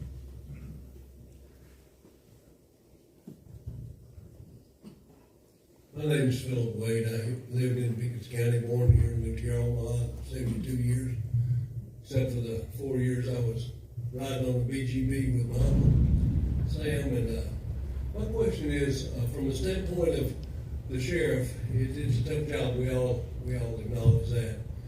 It's also a multifaceted job in that you can be asked a question about what you would do, what you do, but we all also are realistic enough to know that everything you want to do, adding officers, reorganizing even itself, takes money. Ultimately, the sheriff works for the people. You guys have acknowledged that. But there's process. Process is you build a case. I worked for a big industry my whole career. You have to build a case. You have to justify every penny, it seems like. And then your case has to go up against the cases of the other agencies. And what I'm trying to say is this office of sheriff It's not only law enforcement, it's also CEO, it's also business administration, it's also, we'll say political for lack of a better word. I know Janelle don't like that word, but politics is just us sharing ideas. But the thing about it is, tell me what qualifies you to do that non-law enforcement part of the job, to get the money to do the promises, to do the things that we all as citizens would like to see done, but we also pretty tight with our purse strings. Mr. Hubbard, you got one. The first thing I would do is build a solid, positive relationship with our county council, because they do hold the purse strings. They're the ones that write the checks, so the sheriff's office can actually function day to day. So building a good relationship with your county council is the first thing you need to do. And then there's there's other ways you can get money too. There's all kinds of federal grants out there that can help us with some of the funding. And we can shift money around. Once we receive federal grants, we can shift money around in different areas and utilize it that way also. In Greenville, I know we're in Pickens County, but I did work in Greenville. In Greenville County, I was a number 3 guy at the sheriff's office. So I worked directly with the sheriff with our budget. And our budget there was $60 million. So here's about a third of what I'm used to working with. But we don't, the biggest thing about when you start talking about add manpower and all that, taxpayers get a little iffy about that when you start talking about having to raise taxes in order to pay for it. So the first thing I would do is just look out at the grants. I've already been researching grants, and there's grants out there that will help us in that detention center. I know for a fact there's probably about $400,000 to $500,000 being spent right now on medical supplies for the guys that are detained over there. There's grants out there for that, so that grants can help you. You just got to know how to apply for them. And I know there's guys at the sheriff's office that are doing that now, but we can do more and try to get more to get us some relief so we can do those things. But adding the manpower and everything else that we've all been talking about, those are things that really need to happen in this county. We've got to get more guys out on the street than 6, 7, 8 guys at a time. When you're talking about 140,000 population and about a 500 square mile area, that's just not enough coverage. Something's got to be done, and we got to figure out a way to do it. We can do it together. Thank you very much. Mr. Harrison, you have 1 minute. Thank you for the question. And I guess my response is, while the sheriff has to wear many hats, we know that, the sheriff doesn't do everything. I made a comment earlier about, I've had folks question, well, have you ever done a budget before? No, I've never done a budget before. But I've lived on a police officer salary for 24 years, which is not easy. As sheriff, I'm not going to do everything in that agency, okay? I'm not a one-man band, and I'm sorry if I come across that way. But my intent is to surround myself with the best people possible and form a team that can handle everything that the sheriff's office has to handle.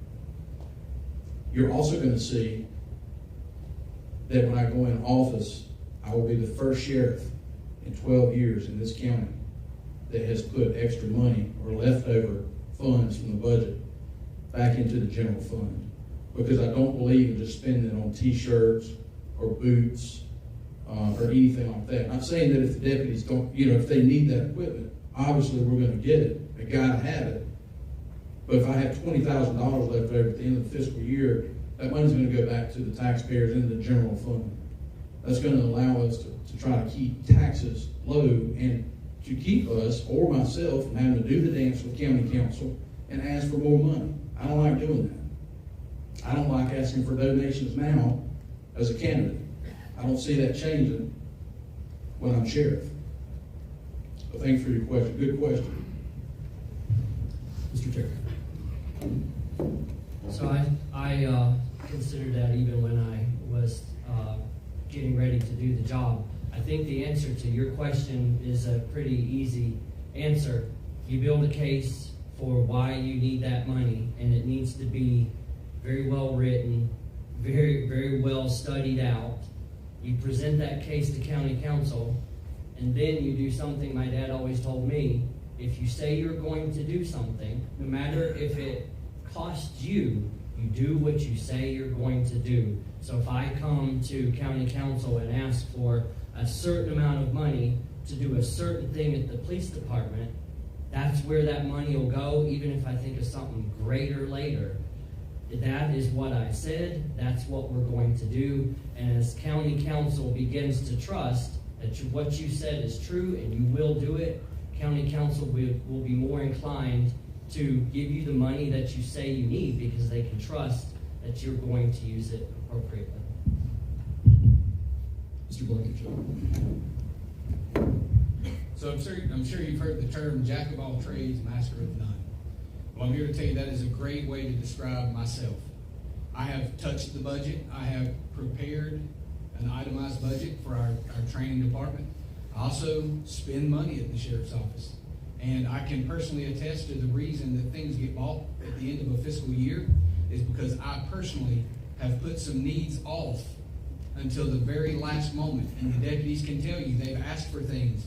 And I remind them, we need that, I know, but it's not the most important thing right now. But back to being the jack of all trades, master of none, I am not the whiz when it comes to that. But I am humble enough and honest enough to tell you that I believe in that interdependence that you have to have as a leader. You have to realize that you're not the greatest at everything. And that's the first step of being a great leader, is knowing that there are so many people in this world that are so much better than you.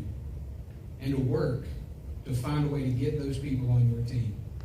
At the end of the day, when I worked for David Stone years ago, when I first got in the narcotics unit, we started looking at wanting to purchase things. I loved the way that he looked at spending money. And I've practiced that in my own ventures, not just in spending budgetary items, but in making decisions at the sheriff's office. He wanted a threefold reason why that must happen. He wanted 3 solid reasons to support your case before you made that decision. And that's the same thing you can expect from me. Thank you. Mr. James. Just for clarification, we returned $792,000 to the budget last year. So not the first time in 12 years. So to begin, I appreciate you pointing out that the office of sheriff is very much like a CEO, because the reality is you're running a large organization. Some people want to sell this 1940s nostalgic view of what a sheriff should be, and that's cute, that's nice, but that's not a reality. With respect to how we can fund a lot of these positions, as Danny pointed out, there's grants available. But like I mentioned earlier, I think there's more opportunity in impact fees. When you have developers coming in and they're driving up the population of our community, public safety is infrastructure. So they need to be investing in our infrastructure to make sure that we have more deputies. Another way to do that without punishing our citizens through property taxes would be consumption-based taxes. We have 85,000 people that show up to Clemson games 8 times a year. Why can't they pay a higher sales tax? A slightly higher sales tax to help offset what Pickens County is going through because of their presence. But yes, one of the other ways that we constantly do this, and this is something I do because I presently do deal with the $17.7 million budget, is we have to prioritize what we get. But the other thing is, it's important that we maintain those relationships with council members. And we can never ask for something and not actually put it to what we asked for. Because at that moment with council, we lose all credibility. So we have to continue to maintain that relationship, and it has to be transparent. Thank you. Mr. Hubbard. Oh, my little list here is wrong. In that case, we have time for one more question. So, sorry. Appreciate that. I've talked with some of you, and I haven't had an opportunity with the others, but at the moment, I would vote for all 5 of you. I believe that you're all qualified and that you're conservative and that you stand for law enforcement and you're very well experienced. What I'd like to do is give you an opportunity to let us know a little bit more about who you are. I would like to ask you, what is your faith in God, but I'm not going to. What I'm going to ask you is what drives you as a personal moral compass, or what is your North Star? But I'd like to give you an opportunity to just take some time to tell people about who you are. Thank you. So for that, we'll start with Mr. Harrison.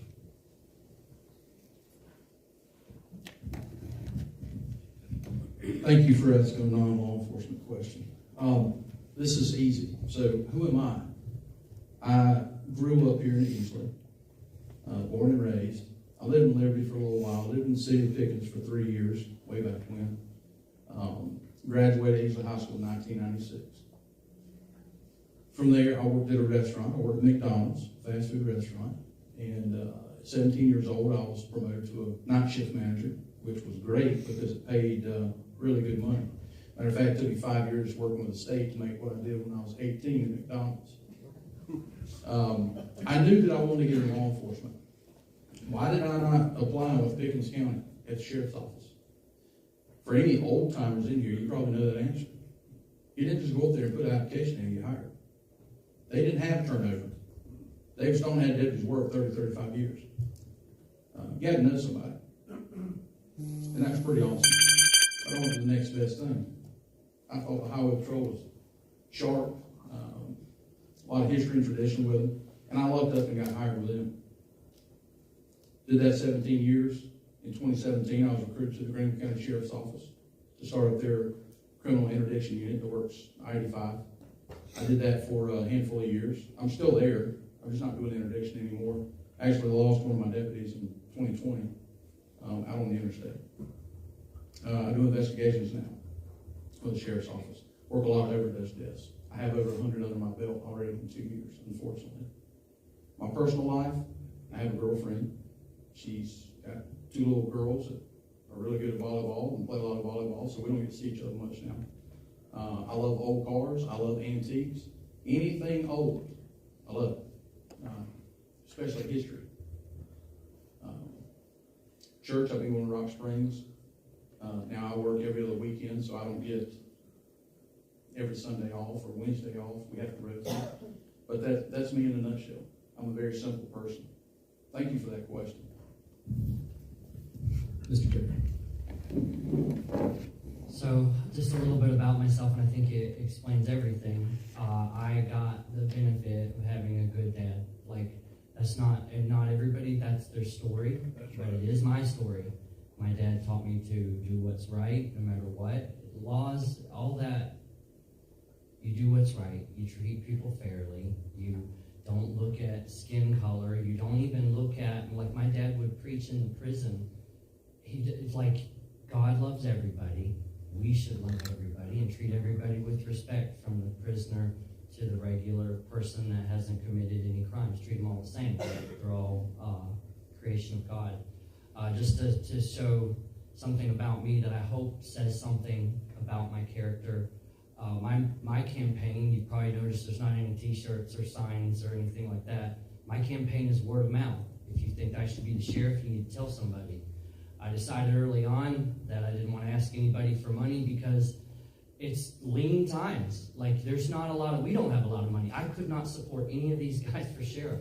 We ain't got the cash. So, but another reason is a campaign costs $10,000, $90,000, $100,000, and I don't want anybody thinking that I owe them a get out of jail free card or a favor. I want to just be beholden to the citizens of Pickens County and the law. And I think once you start getting into them big numbers, it's just hard for me to imagine taking in large amounts of money and not one of those people think that you should do something kind for them when you get the position. And so I prayed about it, considered that, and moved forward that way. So if you're here, Michael, I think I have a silent majority somewhere. They just don't got a t-shirt. Mr. Blankenship. Who am I? What a perfect question. I've received some flack over the web over talking about God from a stage. Well, I have a message for you. If you don't want to hear me talk about God, don't put me behind a microphone. I am a sinner saved by grace. I am no better than the drug dealer. I'm no better than the spouse abuser. I'm no better than the thief. I am a egotistical, sinful, prideful human. And I know it. But I'm saved by the shed blood of Jesus Christ. So I wake up every morning knowing that I'm a lustful, sinful, prideful person. And I take that off and I can shake it away. And the people that I work with will tell you that those words don't describe me. But it's not me. It's because I walk around with the armor of God. Because I know what this job does to you. I know what it's like to sit in a home where there's no law enforcement presence and watch drugs be weighed out by someone who's a child. I know what it's like to go inside of a home and see the meth labs when there's no law enforcement presence. That's who I am. And that's why you'll hear me talk about love so much. Because I can put those things off. Because God loved me enough to send his only son for the remission of my sin. Thank you.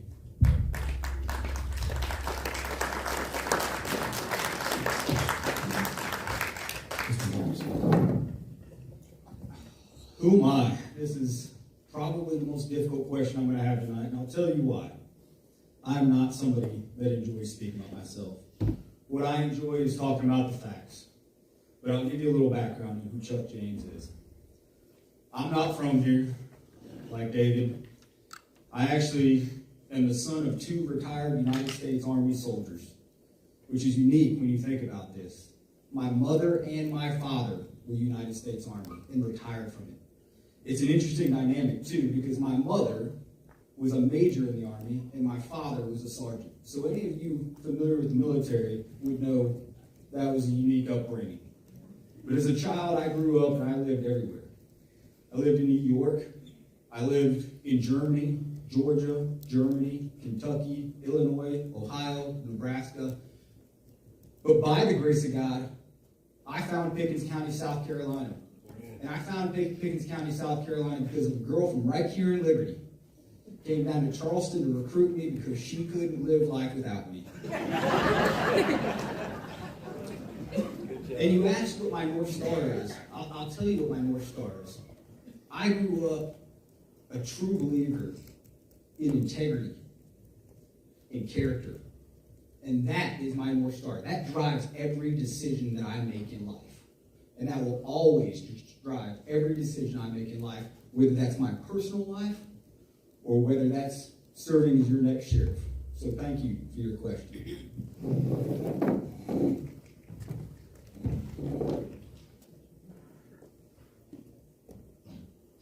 First and foremost, I'm a family man. I've got some of my family here tonight. I have 4 great kids that all turned out good, and I'm very proud of that. I now have 5 grandkids that are coming up right behind them, so I'm spending a lot of time with them. I'm all about family first. But now when I put on my uniform and I go out and answer calls for service, it's all about protecting the citizens. And I don't care if it's in Granville County, Oconee County, or Pickens County. When you put that badge on, that means something. That's a symbol that you're out there to protect and serve. And it's just a shame that you have to put on a bulletproof vest and you have to carry a gun in order to accomplish that. But that's where we are in society. I love this county. We've been here for about 37, 38 years. Like I say, raised family here. I couldn't have picked a better place.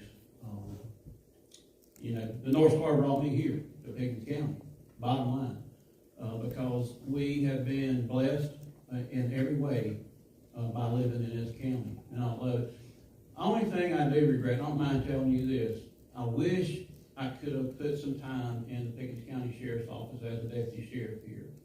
I do regret that, and I'll be honest with you, I did check after about 4 or 5 years of my career in Granville County. I made a call to, he was a captain at the time, Phil Sargent. He's a friend of mine. I called him and I asked him what kind of pay would they have over here, because I had to check pay because I was raising 4 kids. on deputy salary, remember. And the pay was going to be about $5,000 less than what I was making in Greenville, so I could not take him up on that opportunity. But I do wish I had the opportunity back in the day. I wish I could have worked in Pickens County. Because if I don't end up getting elected, I do think that I'll regret it as I go on in life, that I did not take that opportunity to work in Pickens County with the Pickens County Sheriff's Office, because I think we're all those guys. I think they all do a great job, and they do the best they can do with what they have, bottom line. We need to give them more. And if I get elected, I promise you, we're going to give the deputies more. We're going to give them more of what they need. Thank you. That is our audience question debate. I appreciate all your answers. I don't think you made it any easier. Still want to vote for all of you. With that, we will finish the debate now with our closing remarks. We will start at the opposite end of the table that we began at for these, with Mr. Blankenship, and move back to the right. So, gentlemen, you each have 3 minutes. So there's been a lot of talk tonight about CEOs and CFOs and job titles and all of these different things, but none of those equal leader. None of those mean you're a leader. And if you have seen anything about me on social media, or you've seen any of my signs or posts, you'll know that I have a hashtag that I like to use. And it's leadership through service. That phrase was coined by a man named Robert Greenleaf. And he actually wrote a paper about it. But Robert Greenleaf is not the founder of servant leadership. The question that was asked about who we are and what guides us points to our hearts. It all starts with the heart.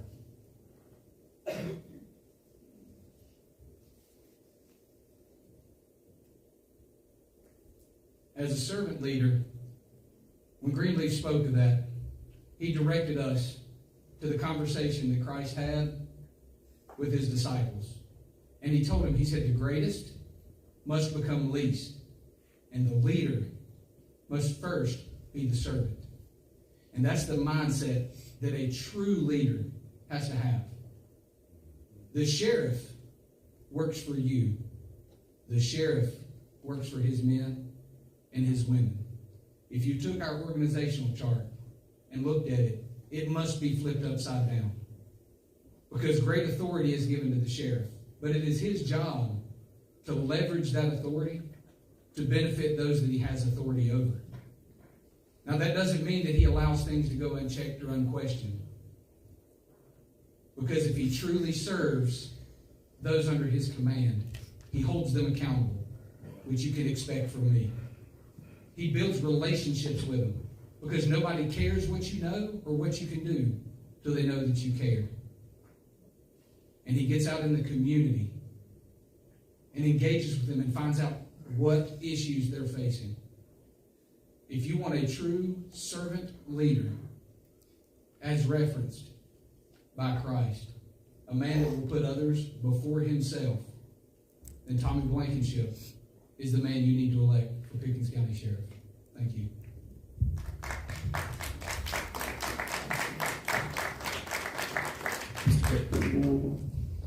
So when I first went into the Marine Corps, I will be honest, I really struggled with my fellow Marines and their attitudes.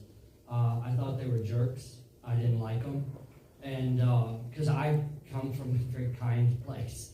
And I didn't like them at all. But as I spent time with them, I began to think, if I ever went to war, I want these jerks with me, because they are going to get it done. There are certain personalities that you need to get certain jobs done, and their personality fit the mission. Yeah. And I began to embrace the fact that I was with a bunch of jerks, and we were going to handle our business if it ever happened. And I wanted every single one of them. And as I considered and thought about what I would say to finish, I thought about the people on stage who none of them have a person, that we're all different in personalities. As I think of David, I think he has hard edges. But we have a drug problem, and you're not going to wimp around and get that drug problem solved. You're going to need somebody with some hard edges to get in there and get a little rough to get it done, so when a drug dealer determines where they're going to do their business, it ain't here. When I think of Chuck James, I think, and I thought about it, I thought our personalities are probably the furthest apart.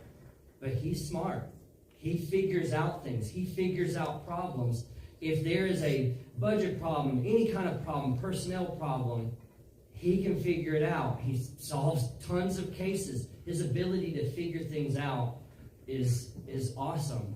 As I think of Damon Hubbard, he's meticulous. If you want fiscal responsibility, he's going to look at it. He does everything well and excellent. You can tell by the way he dresses, talks, acts. And when I thought about Tommy Blankenship, if you're wanting to keep your officers, this is the guy. This is the personality. He loves the officers. Officers know that. They know that Tommy Blankenship cares about them. And so all of these guys have value. And I wanted to say this in closing. If a leader only hires and promotes people they like, you're not getting the best people for the job. If a leader only hires and promotes people like them, you just end up with a group of buddies. And that happens a lot at sheriff's offices. You're not getting the best people. You're getting buddies. And as a sheriff, when I get to be the sheriff, I will hire and promote people that fit the job and can do the job well. We don't have to like each other. We don't have to hang out. You do a good job, you got the job, because keeping you safe is my priority, not gaining buddies and helping my friends out.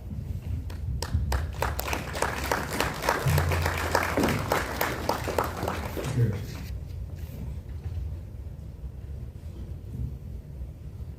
Mikey, that is probably the nicest thing anyone has said to me or about me this whole. I'm going to keep it short. I am very tired. I'm sure everyone else up here is tired. You guys are tired too. I'm sure you guys work today. Thank you, thank you, thank you for coming out. Don't care which team you're on, whose side you're on. Thank you for coming out. Every time I've done a speaking engagement for this process, I've asked everyone to continue to participate in politics in this county and continue to vet each and every candidate. I don't care if it's mayor, city council, county council, school board, sheriff, does not matter to me. Continue doing your research, continue vetting these candidates. Thank you.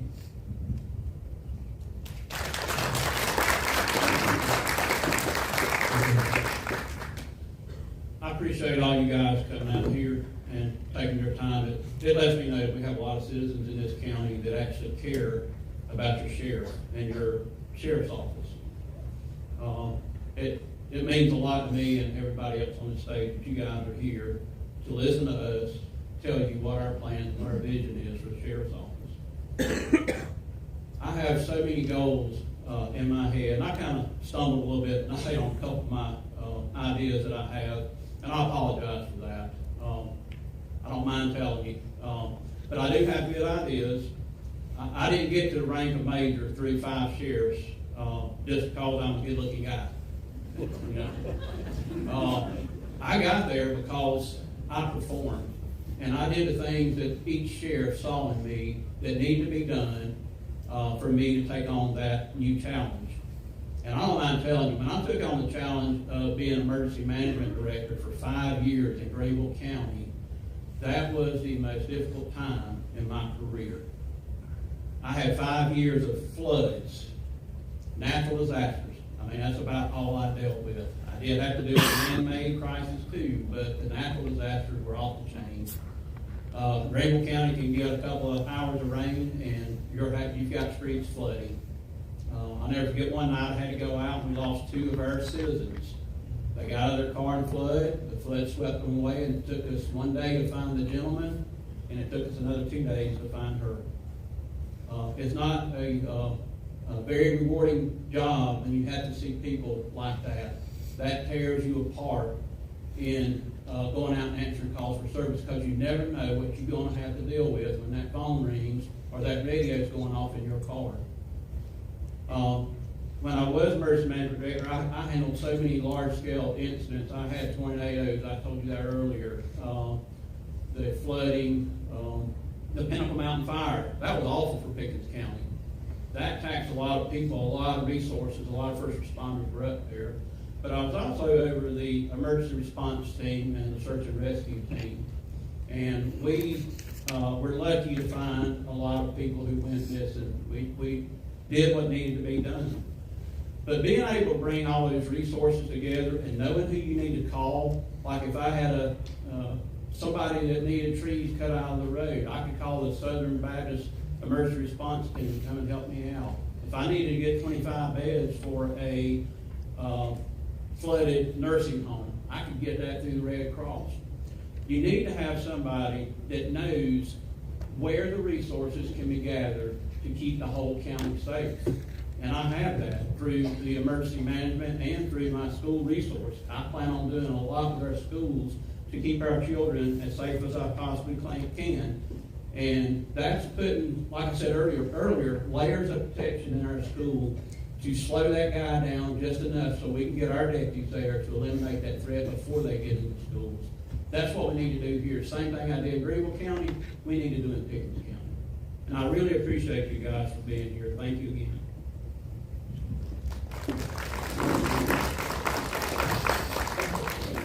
Mr. George, I think we all need a hype man like Michael. I appreciate your kind words, Mike. Like David, I'll try and keep it short. I'm tired. My palms are sweaty. But I wanted to begin with, when I gave my opening remarks, I asked you to take an opportunity to listen to all the candidates.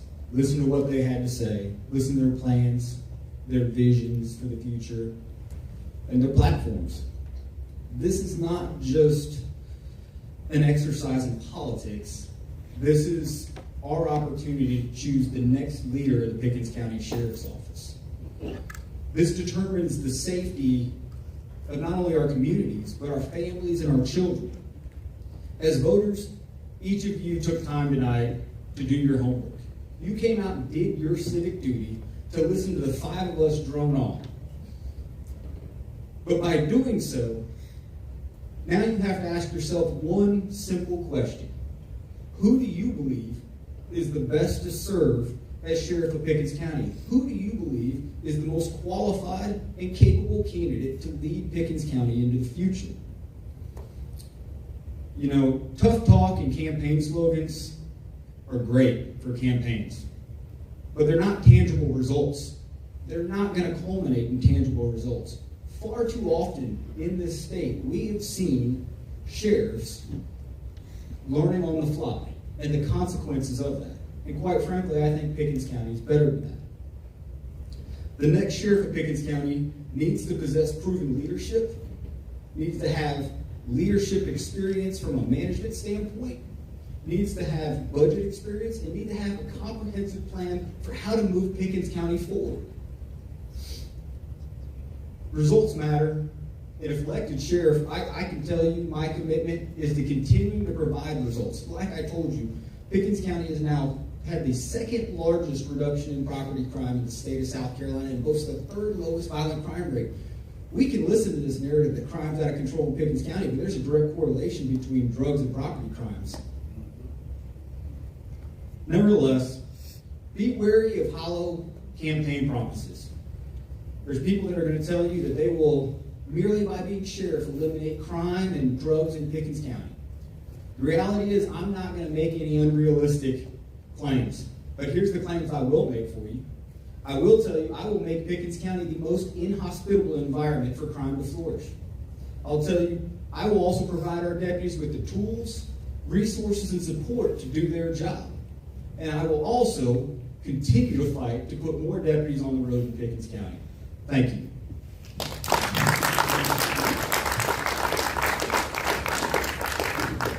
Ladies and gentlemen, can I get one really big round of applause for this phenomenal family?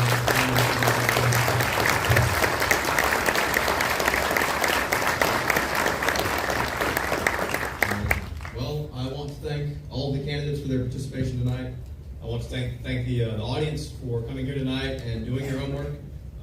Events like these help the young Republicans achieve our goal, but we hope too that they also help you make important decisions when it comes to who you're going to elect, who you're going to vote for, things like that. So again, thank you all very much. Thank you all very much, and we will see you all soon.